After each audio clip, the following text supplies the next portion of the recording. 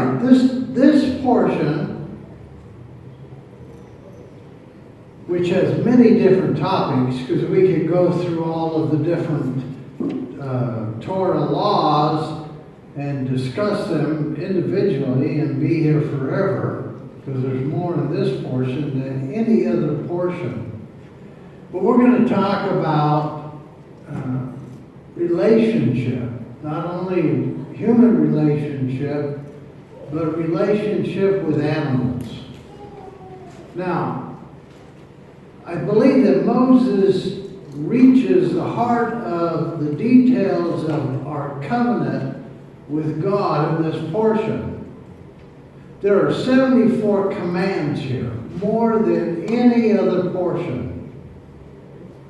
Now, among these laws, they're about family members, morals, legal obligations toward neighbors and fellow citizens, and male and females. Now, the core idea of this portion is about relationships. Relationships between men and women, parents and children, employers, employees, leaders, borrowers.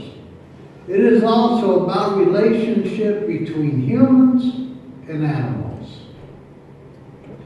Now, a French philosopher in the 17th century, he was also a scientist, thought that animals lacked souls. So he said that you could do with them as you please. Now, in our society today, there are many that believe this. I have witnessed the cruelty of man towards animals. But I believe that this philosopher, Descartes is his name, is lacking God's wisdom. Now, the righteous person cares about the nephesh of their animals, or they should. This we find in the scriptures. To be sure, the nephesh here probably means life rather than a soul, which is the neshama in the Hebrew. But the Tanakh does not regard animals as conscious beings. They may not speak, but they do have feelings, do they not? They are capable of distress and many other physical attributes that we find within the humans. Therefore, there is a such thing as animals that are in distress. And as far as possible, it should be avoided. Now, we read in the Parsha, do not plow with the ox and the donkey together. Davidic 22:10. The ox is stronger than the donkey, so expecting the donkey to match the work of an ox is cruel. Now, each animal species has a unique role in the scheme of creation, and we need to come to understand and respect it. Now, there is another law that said, do not muzzle an ox when it is treading the grain. Chapter 25, verse 4. Now, what is striking about this law is that it is parallel to a similar law concerning human beings as well. Relationships, moral behavior, relationships to business matters, and other rules of social responsibility. Now, the Parsha ends with a command to always remember Amalek. Now, this will take us to the part that there are two types of hate mentioned in the Parsha, but I think there are other types of, we could coin as hatred. God even has a dislike for certain things. But we will discuss these two because they're brought up in this Parsha. So we're always to remember Amalek. And the question is, what is it about Amalek that we should remember? The Torah keys example of a people that behave with hatred and cruelty. Now, when you come to work in your neighbor's vineyard, okay, you may eat as many grapes as you desire to satisfy your hunger. And when you come to work in your neighbor's standing grain, you may take the ears with your hands, Deuteronomy 23, 25, 26, and the principle is the same in both cases. It is cruel to prevent those working with food from eating some of it. The parallel laws send a clear message. Animals, not just humans, have feelings, and they must be well treated. Okay? Now, give you some questions to ponder. How do the mitzvot mentioned in the Parsha show an ethical concern for animals? And do these mitzvot belong in the Parsha that talks mainly about human relationship? So the question I would throw at you is the Parsha talking about cruelty to animals, or is it talking about human relationships? Or is it talking about both? Okay? And why would you think why the Torah is concerned with ethical behavior towards animals? Well, let me give you a story. Okay? It once happened. Okay? One day a rabbi, Yehuda ha-Nasai, he was walking in the marketplace. A young calf broke free from its master and took refuge in the coat of the rabbi. The calf was being led to the slaughterhouse that day. And crying, he looked up at Rabbi Yehuda with pleading eyes as he hid his head in the in the folds of the rabbi's coat. Rabbi Yehuda said to the animal, "Go, because this was the reason for which you were created." At that moment, and don't think the angels in heaven aren't listening, okay? They declared, since Rabbi Yehuda Nasai was not compassionate towards the calf, let him suffer himself. From that day on, he suffered terrible pain until 13 years later, another incident occurred. On that day, his maidservant was sweeping his house, and when she had discovered a family of weasels taking shelter, she began to sweep them away. And then out of the house when Rabbi Yehuda stopped her, and he declared, "Leave them be," he said. Now it says in Psalms 145:9, "The Lord is good to all. He shows mercy to all of his creations." Now the angels in heaven then said, "Since he showed compassion here, we shall show compassion," and his pain ended that day. Now, there are many rabbinical teachings, okay, depending on which rabbi, that talks about cruelty to animals.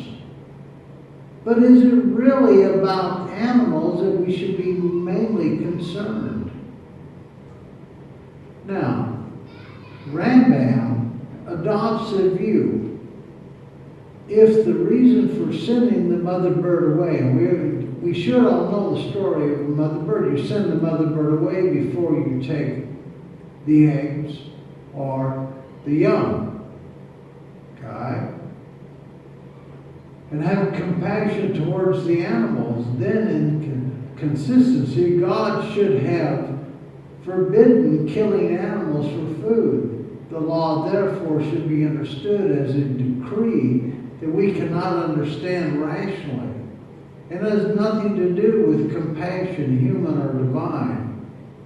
He wrote this in the Guide for Perplexed. However, Rambam adopts the opposite approach.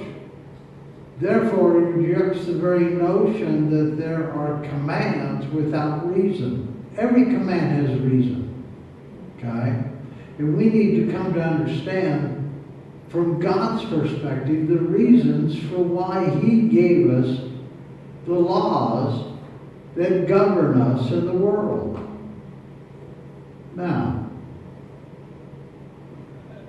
in all of this, okay, we do understand it is permitted to kill animals. He says for food, because eating meat is beneficial to human health. After the flood, it was so. Okay? Now, in the slaughtering of animals, one has to carefully understand the law that it must be the most painless way to kill an animal, and we call it kosher. Okay? Now, when the calf was going to the slaughterhouse, was it wrong for the rabbi to send him to his death? Now, there was another event that took place, and the master of a cow was taking his animal to the slaughterhouse. And this cow realized where it was going. Don't think they don't. Okay? And this animal was crying because it knew it was going to its death. And the owner of the animal looked into the eyes of this cow, saw the tears, had compassion on the animal, took it to the field, let it loose to live its life out. And the animal then rejoiced and skipped over the hills as it received its freedom. Now, when you have compassion for an animal, okay, it's really teaching us, I believe, compassion within ourselves. I have met human beings that would torture an animal and be gleeful in their torture. Okay? So, when we look at an animal, we need to be compassionate. And I believe this portion is trying to teach us how to be compassionate to God's creation. Yes, we go to the grocery store and we find that animals are there in the grocery store for you to eat. But remember, okay, that they are there for only one reason, because you need them physically for your body. Have compassion towards the animals that you can have compassion towards. Now, Rambam, contrary to the position he takes in the law code, here states that the law does not have compassion as its logic. Moreover, what it seeks to avoid is not physical pain to the animal, but psychological distress. Rambam's view of the animal has been confirmed recently, findings in biological that suggest many species do indeed resemble humans in their ability to form groups, engage in reciprocal altruism, and display a range of emotions. Now, in most animal species, it is the mother that forms an ongoing bond with the young. Now, among animals, fatherhood is usually far less developed. So Rambam's explanation in the guide is well-founded. However, elsewhere in the guide that he wrote, Rambam takes yet a third view, divine providence. He says, extends to individual only among humans. Amongst animals, it applies solely to a species as well. So the reason that we must not cause animals pain or distress is not because the Torah is concerned about animals, but because it is concerned about humans. We should not be cruel, is his end result. Now, there is a rule laid down by the sages that it is directly prohibited in the Torah to cause pain to an animal. The rule is based upon the words of the angel to Balaam. Why have you beaten your donkey? Chapter 22, verse 32. The object of this rule is to make us perfect, that we should not assume cruel habits, and that we should not uselessly cause pain to others. How often can we cause pain to another person in a relationship? Okay? So, is it really teaching us so much about cruelty to animals, or is it teaching us compassion towards fellow man? Now, we should show pity and mercy to all living creatures. Now, in this view, we are forbidden to cause needless suffering to animals because this will, lead us eventually to be cruel human beings. Look at our society. Look at the violence in the video games that they play. What's it really teaching them? Does it teach them compassion? Does it harden their hearts to cruelty? Okay? What was one of the major downfalls of Rome? Was it the cruel games that they perpetrated that taught them to have no compassion whatsoever for a soul or an animal? Okay? Many societies come to their end when they are in a state of glee over suffering and cruelty and pain. Now, we had talked in the past about where is America, the country we live in. Is it becoming a more cruel place? Is there any compassion? Now, I think our society becomes more cruel because it's not taught the principles of Torah. And when it can be taught to individuals like the law of the mother bird, is a divine decree. And it doesn't need to have reason to explain itself.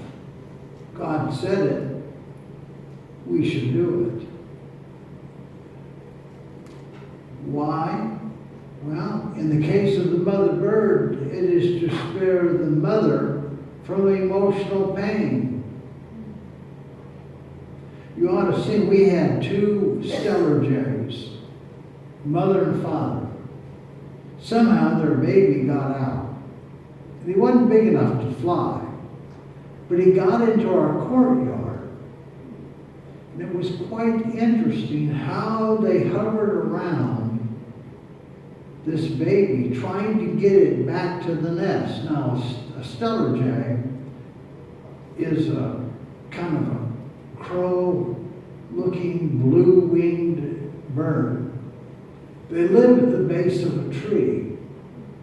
Somehow he got into our courtyard. And they were extremely concerned. So we came out there and we saw what was going on. We didn't want to touch the baby, but we did want to get the baby back to its parents because they were in great distress that they couldn't get the baby to go back out to where it needed to be. So we went out there to help. It took us almost all day to get this little bird to go back out the gate and go back to its nest.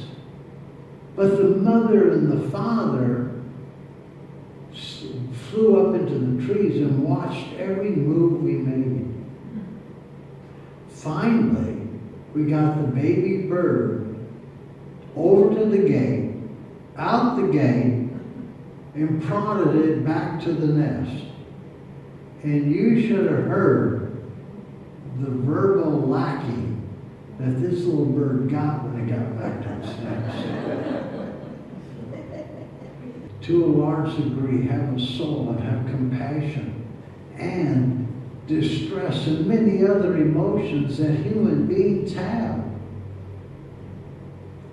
And we are to help them if we can. Now, the law that we've just talked about, the mother bird, okay, these rules are intended to have an effect on us. Maybe not so much the animal,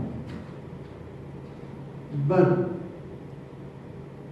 I believe that our society, because of the fallen nature of Adam, that we can become very cruel. And so I think that God has set things in motion to train us not to be cruel, but to be compassionate.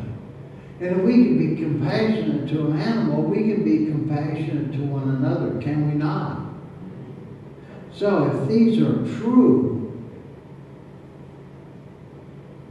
it can bring many different questions. Now, it will help explain the laws that are given to us by God. The Torah forbids certain acts that are cruel to animals, but not to others. Why these and not those are questions that should be answered. And we can come to the conclusion because that is the Torah, the laws, which can sometimes seem very arbitrary. Now, for an example, is one permitted to drive at 30 miles an hour in the city, but not 31 miles an hour? Why not set the bar at 29? Now, the reason for law is obvious. They tell you it's to avoid accidents. But we observe that the law, because it is the law, even though under certain circumstances, driving at 40 an hour might seem safe, and at other times driving at 20 might even seem dangerous. Now, I find that people love to speed. Yeah. They do. If you're doing 60, they'll want to do 65. And if you're doing 65, they'll want to do 70. And if you're not doing what they think you should do, then they get very angry at you. So my suggestion to you is just stay within the framework of the law and let them do their thing. Okay? Because even with man's law and with God's law, there is a moral code of a society. And it does care to some degree about social virtues. We call it righteousness. Tzedek, tzedekah. Justice, mishpat. Loving kindness, chesed. Compassion, rachamim. Now these structure the template of biblical law. These righteousness, justice, loving kindness, compassion,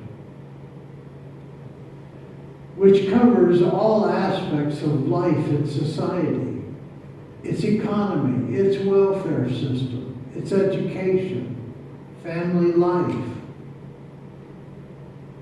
employer-employee relations, the protection of the environment, and it goes on and on and on. So remember, in our society, there is certain standards as well as biblical standards. So remember, you quote it after me, righteousness. Righteousness. Justice. Justice. Loving kindness. Loving kindness. Compassion. Now, if you lack any of these, then you should ask God to give you and instill in you a deep desire for them. Because when a society loses these basic elements, then they are on a decline to their own self-destruction. Because these are not only, as I told you, a template for biblical law, it covers all the aspects of life and of society. Now, those four explains the immediate logic of the Torah.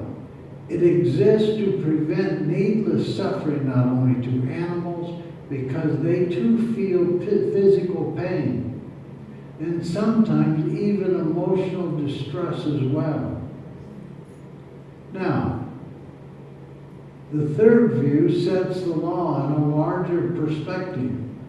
Cruelty to animals is wrong, is it not? Not because animals have rights, but because we have duties towards them. The duty not to be cruel is extended to promote virtue. And I listed them: righteousness, justice, loving kindness, compassion. Now, if we set the law in a larger perspective, okay, and if it is there to promote virtue, then the context of virtue is the relationship between human beings. And these are cruel to animals, often become cruel to people. Hence, we have a duty not to cause needless pain to either, because it affects us as individuals. Hence, it is an approach that we need to learn more in depth in our full nature between us and God and our human counterparts. Now, we need to realize that animals are part of God's creation. and they have their own integrity in the scheme of things. We now know that they are far closer to human beings than man's philosophies and their thoughts. Now, this would not have been news to what we call the heroes of the scriptures. Abraham, Moses, David were all shepherds who lived their formative years watching over and caring for animals. That was the first tutorial in leadership. And they knew that this was one way of understanding God himself. If you want to know a little bit more about God, then understand that even the Lord himself is a shepherd. Psalms 23, verse 1. And so as we saw last week in the environmental discussion in Shoftim, Bereshit chapter 1 gives us the mandate to subdue and to rule creation. That includes animals. But in Bereshit chapter 2, it gives us the responsibility to serve and guard. Okay? Animals may not have the rights, but they do have feelings. And we must respect them if we are to honor our role as God's partners in creation. So, another question for you to ponder. What role can ethical legislation towards animals, such as the mitzvot in the Parsha, play in creating a society of righteousness, justice, loving kindness, and compassion? And what part do you think that pets can play in this? You ever seen, how many have had pets? Okay. Have you ever seen a pet with loving kindness? How about compassion? Okay. If you look closer, you also see righteousness in them. They are the most forgiving of creatures, especially cat or a dog. No matter what happens, okay? But they're also an animal of justice. Justice seems to be the framework that we find not only in animals, we find also in human beings. Okay? So, how do the mitzvot mentioned in this parsha show an ethical concern for animals? If you haven't already, go back and read it. Do these mitzvot belong in the parsha? Or is it mainly talking about us and our relationships? Okay? I think it talks about both. Okay? God wants us to have concern for the creation. If we have concern for the creation, we'll have concern for humans as well. Now, I do want to talk to you about hate. Hate seems to be as fitting in this, okay, as it would be with compassion, righteousness, loving kindness, and the things that we find in this parsha. Now this parsha talks about two types of hate. By any standard, this would be a very strange thing, almost incomprehensible Torah law. We find, remember, what the Amalekites did to you along the way when you came out of Egypt. When you were weary and worn out, they met you on your journey and attacked all of you who were lagging behind. They had no fear of God. When the Lord your God gives you rest from all the enemies around you in the land He gives you to possess as an inheritance, you shall blot out the name of Amalek from under the heaven. Do not forget, he says, Deuteronomy 25:17 through 19. Now, Israelites had many enemies, but it talks here about two. In the days of Moshe, there was one called the Egyptians, the Amalekites. Now, what about the Egyptians? The Egyptians enslaved the Israelites. They turned them into a forced labor colony. They oppressed them. Pharaoh commanded them to drown every male Israelite child. It was the first attempt to genocide. Moses commands, do not despise an Egyptian. He goes on to say, because you were strangers in his land. Deuteronomy chapter 23:8. And then it goes on that the Amalekites did no more than just attack the Israelites once. Well, probably more than once. But an attack that they successfully repelled in Exodus 17:13. Yet Moses commands, remember, do not forget, blot out the name. In Exodus, the Torah says that God shall be at war with Amalekite for all generations. Exodus 17:16. So I ask you, what's the difference? Why did Moshe tell the Israelites in effect to forgive the Egyptians, but not the Amalekites? Well, the answer, like all answers, are found in Scripture, are they not? You want to try and answer that one? Yeah.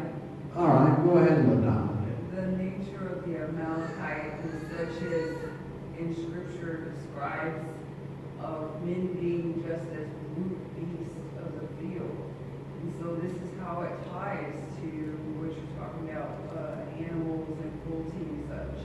They were like lions that would attack the weak and the old. Okay. Well, what about what the Egyptians did? What about drowning all the male children? Well, What about enslaving them? Forced labor. I'm not saying it was good, but they did it like men. They had a plan of assimilating the Egyptian slaves, the Hebrews, by killing all of the males. Then the women would be bred in with the Egyptians, and then they wouldn't have that fear of the Hebrews taking them over. The problem was that the Lord was prospering those people so much that their numbers became a threat. And that's in Scripture. Okay. Well, let's see if we can bring a little more clarity to all of this. Now, whenever love depends on a cause, and the cause passes away, okay, then love will pass away too. But if love does not depend on a cause, then the love will never pass away. What is an example of love which depended upon a cause? That of Ammon for Tamar. And what is an example of love which did not depend on a cause? That of David and Jonathan. Now, when love is conditional, and should love be conditional, okay, it lasts as long as the condition lasts, but no longer. Now, Ammon loved, or rather lusted for Tamar because she was forbidden to him. She was his half-sister. once he had his way with her, then Ammon hated her with intense hatred. In fact, he hated her more than he had loved her. 2 Samuel 13:15. But when love is unconditional and irrational, it never ceases. In the words of Delane Thomas, though love be lost, love shall not, and death shall have no dominion. Now, the same applies to hate. When hate is rational, based on some fear or disapproval that, justified or not, has some logic to it, then it can be reasoned with and brought to an end. But unconditional or irrational hatred cannot be reasoned with, can it? Okay, there is nothing one can do to address it and end it. It will persist. So, that is the difference between the Amalekites and the Egyptians. The Egyptians hated and feared of the Israelites was not irrational. Pharaoh said to his people, "The Israelites are becoming too numerous and strong for us. We must deal wisely with them. Otherwise, they may increase so much that if there is war, they will join our enemies and fight against us, driving us from the land." Exodus 1, 9 through 10. So, what really occurred was the Egyptians feared the Israelites because they were becoming too numerous. To them, they constituted a potential threat to the native population. Now, historians tell us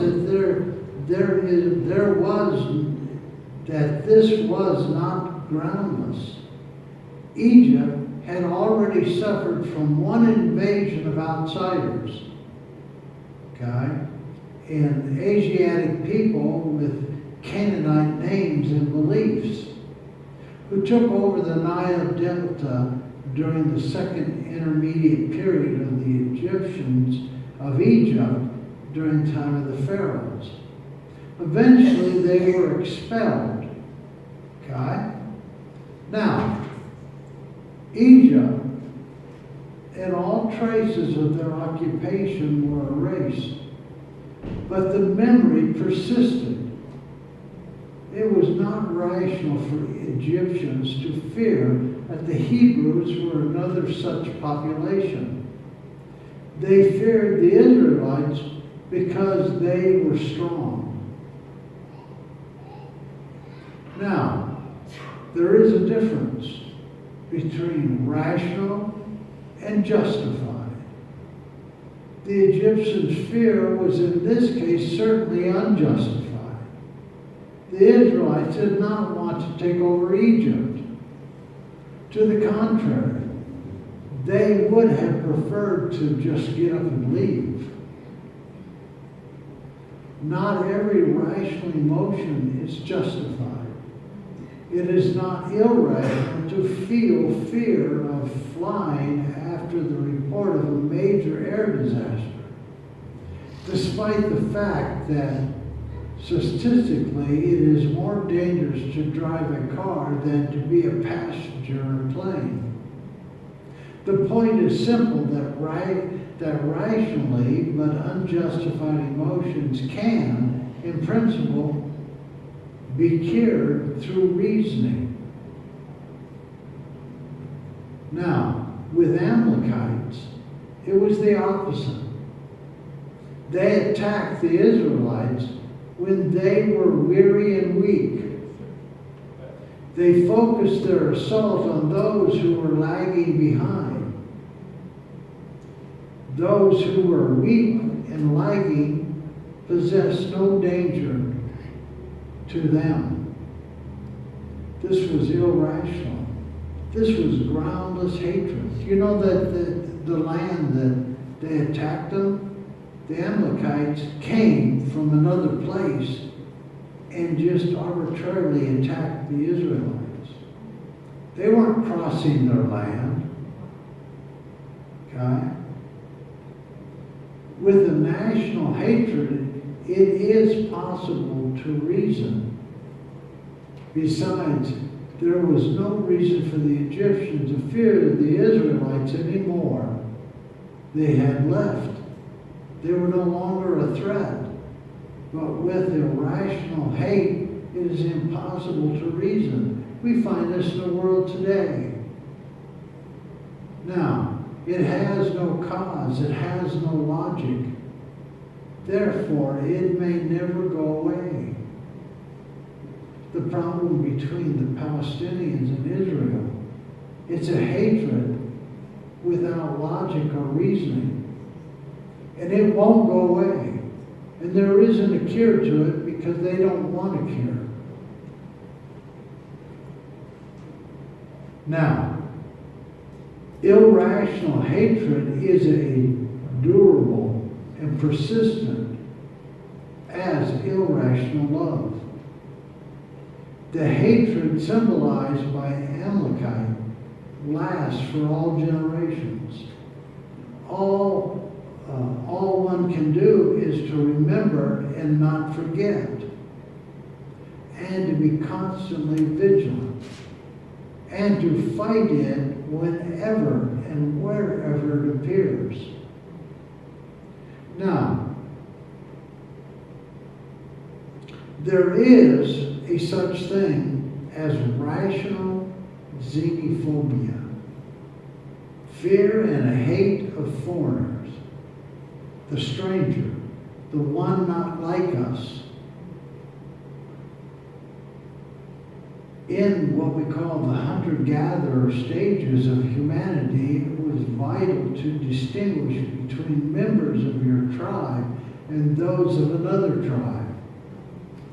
There was competition for what? Food, territory. It was not an age of liberalism and tolerance. The other tribe was likely to kill you or oust you if they were given the chance. Now, a society that was xenophobic was ancient Greeks. They regarding all non-Greeks as barbarians. What other society considers everybody barbarians? Look at Islam. So tell as many native populations, even people as tolerant as the British and Americans were historically distrustful of immigrants. Be it the Jews, the Irish, the Italians, the Puerto Ricans, and it goes on.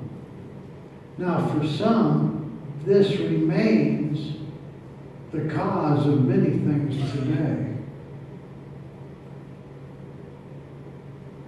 What will happen is that within 2 to 3 generations, the newcomers should be integrated into the society.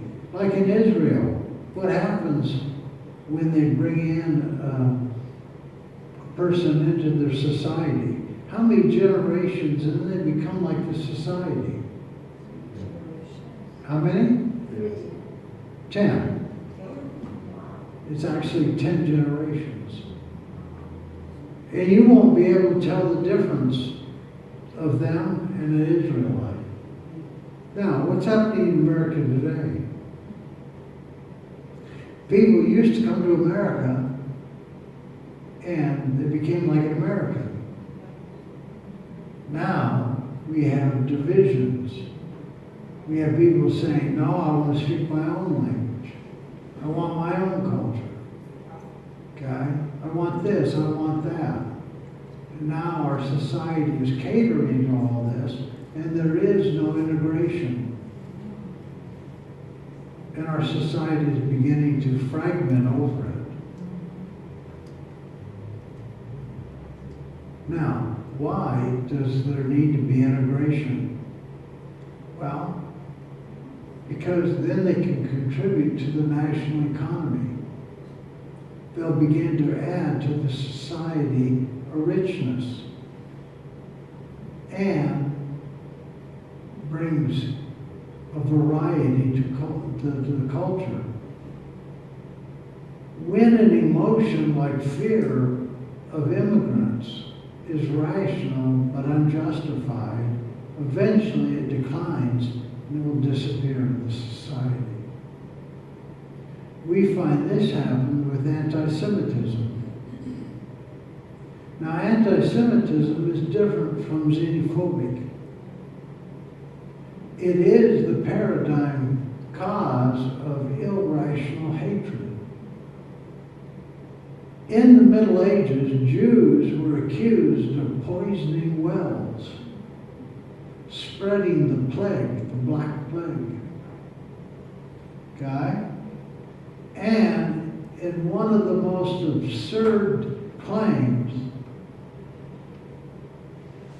called blood libel, they were suspected of killing Christian children to use their blood to make matzah for Pesach.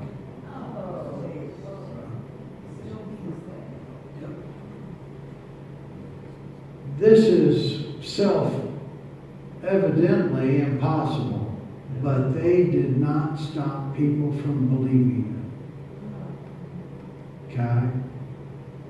Now, when European Enlightenment came, which is worship of science and reason, it was expected to end all such hatred. Well, then it gave rise to a new version of it. Radical anti-Semitism. In the 19th century, Jews were hated because they were rich and because they were poor.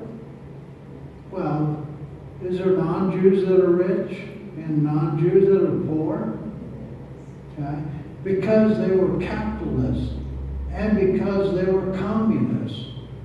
Because they were exclusive and they kept to themselves, and because they infiltrated everywhere. Because they were believers in an ancient superstitious faith. And because they were ruthless cosmopolitans and who believed in nothing. Now, anti-Semitism was the supreme irrationality of the age of reason. It gave rise to a new myth, the Protocols of the Elders of Zion, a literary forgery produced by members of the Tsarist Russians. The secret police towards the end of the 19th century. It held that Jews had power over the whole of Europe. This at the time of the Russian pogroms in the year 1881. Now, and the anti-Semitic May laws of the year 1882, which sent some 3 million Jews powerless and impoverished into flight from Russia to the West. Anybody can name me a movie that's made after this? You got it, Fiddler on the Roof. That's the time frame when all of this was coming down that the movie is patterned after. Now, the situation in which Jews found themselves at the end of what was supposed to be the century of enlightenment and emancipation was stated eloquently by Theodor Herzl in the year 1897.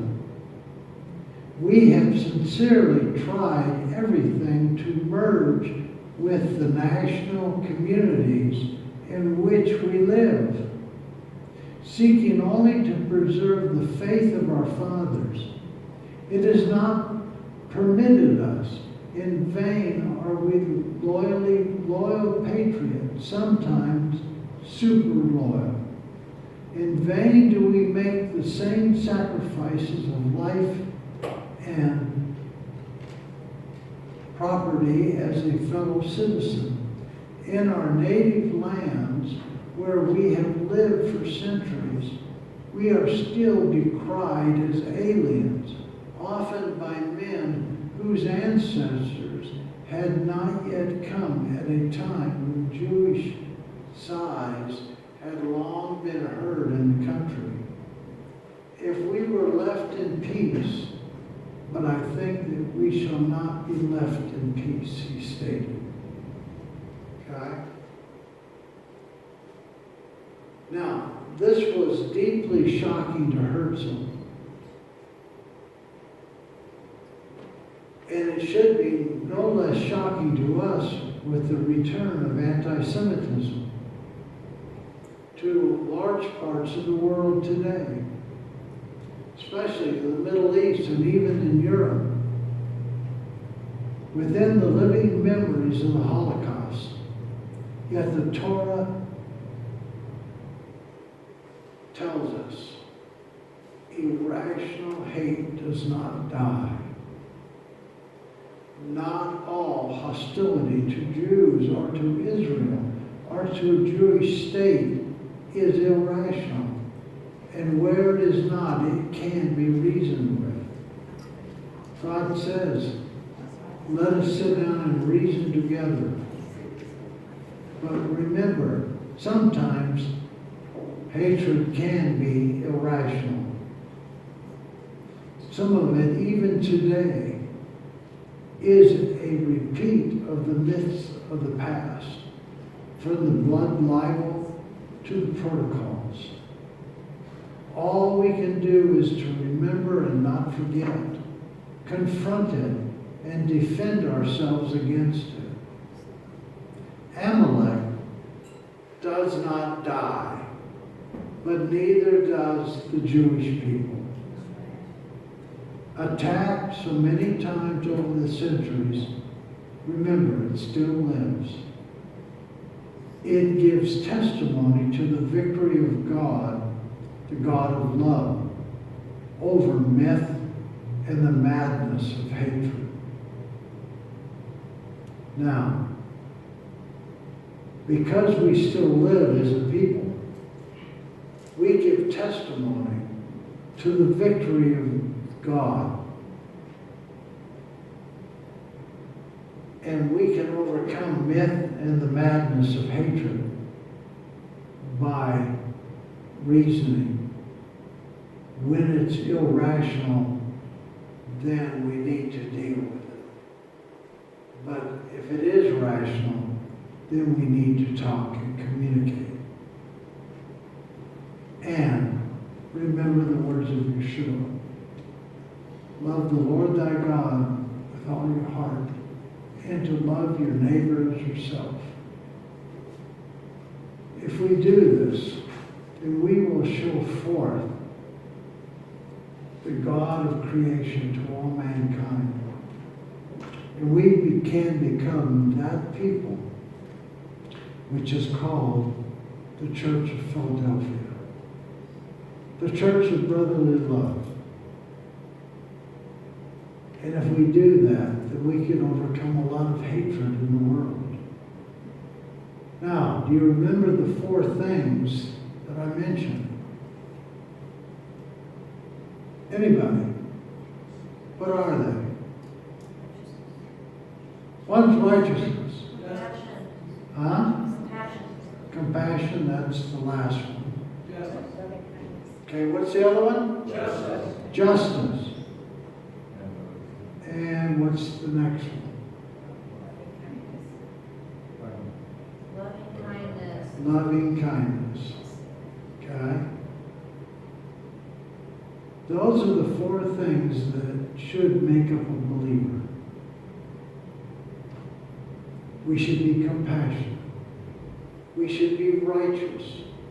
God calls us to be righteous, does he not? Yes, no. Righteousness exalts a nation. sin is a reproach to many people. That's right. Absolutely right. That's right. Okay? So, God tells us, as He is righteous, you to be righteous. We are to be a holy people, set apart. Okay? These attributes are extremely important to us. And we can display one or more of these, but we need to learn to display them all. And what are they again? Righteousness, loving kindness, compassion, injustice. Okay? These will change a society. Our society has lost its moral code because righteousness is not there. Yes, Lindana. I really like what you're talking about with the aspects of integration and showing, what is his name, Herzl? Herzl was like the one about what he was talking about, integration and the struggle of being an independent people, but participating in the nation. As believers, we have the same issue that Jews have. Because we are a holy people set apart. We're living set apart, but our mission is to disciple the nation. We're called to leadership in the nation, actually. Like many Jews actually have found themselves to be in leadership role.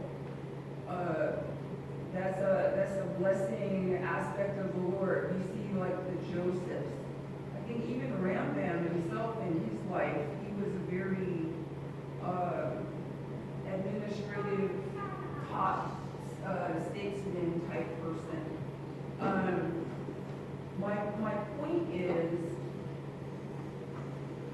and I'm sorry to like make it complicated, but there's an issue I believe of the nation wants you to assimilate, okay?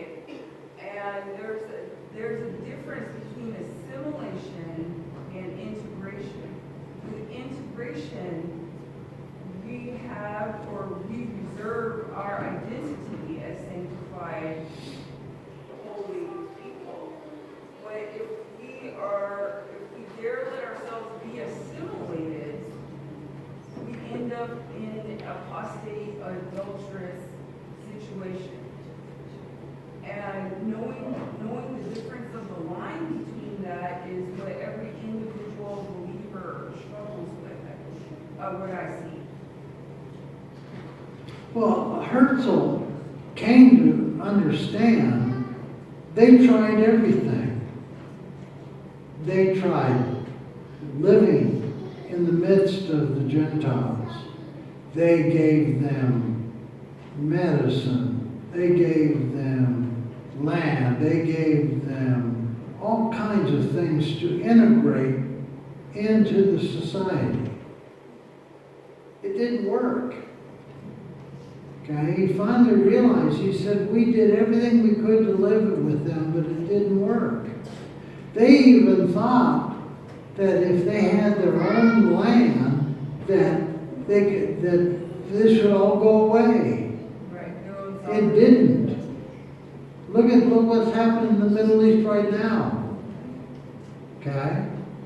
In other words, mankind in general wants God to go away, period.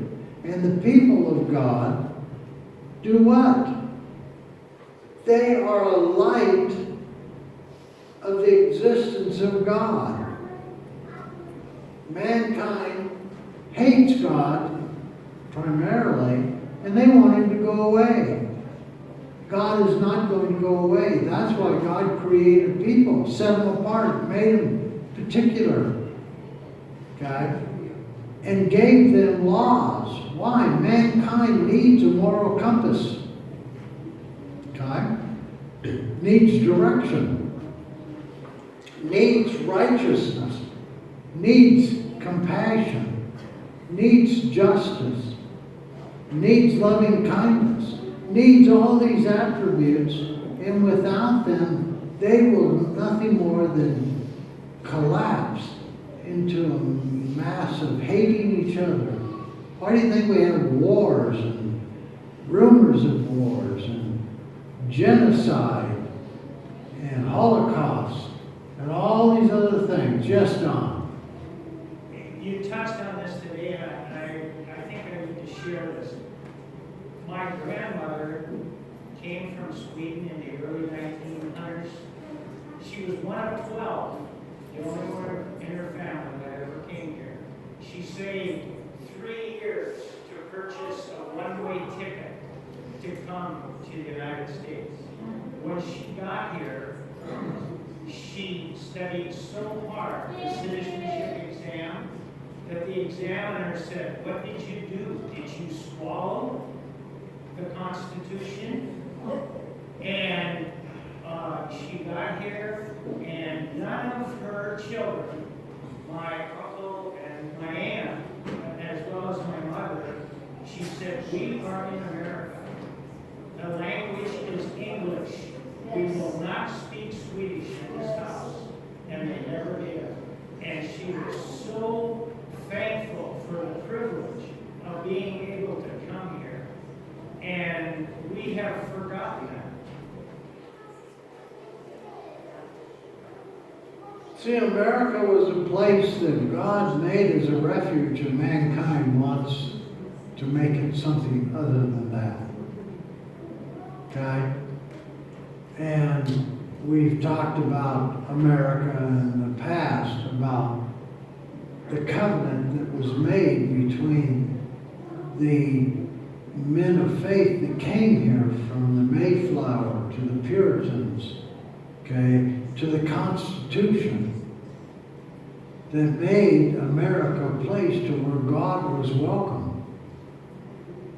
Now, because I believe the church has let the nation down by its life and its lack of God, now the nation wants to turn away from God. And if it does, it will collapse and be like all the other nations that came to their ruin. Okay? So, we can make a difference. Okay? We need to instill the 4 elements that we mentioned back into the society by walking in it ourselves and teaching it to others. Then maybe America will have a chance. At the spiral it's in right now, it's in trouble. And God has given us time. And will we take that time and do what's right? A soul that is converted from the error of its way is like saving the whole world. Okay? Go into the highways and byways and compel them to come in. And save a soul from death. And hide a multitude of sin. That is our job. It's what we're called to be. Set apart, particular people. So, Rabbi, I think Yeshua spoke to this, right? When he said, "You're in the world, but you're not of the world," he said. And he said, "Occupy till I come." And he said, "You can't love God and man." Yeah. And I think Herzl found that out. We tried everything to live with the world. Didn't work. You will find that today. You cannot live with the world and hold on to your faith. That's right. You are what you are, and God has set you apart. Be who you are, and God will back you up. Okay? All right. That's our Torah.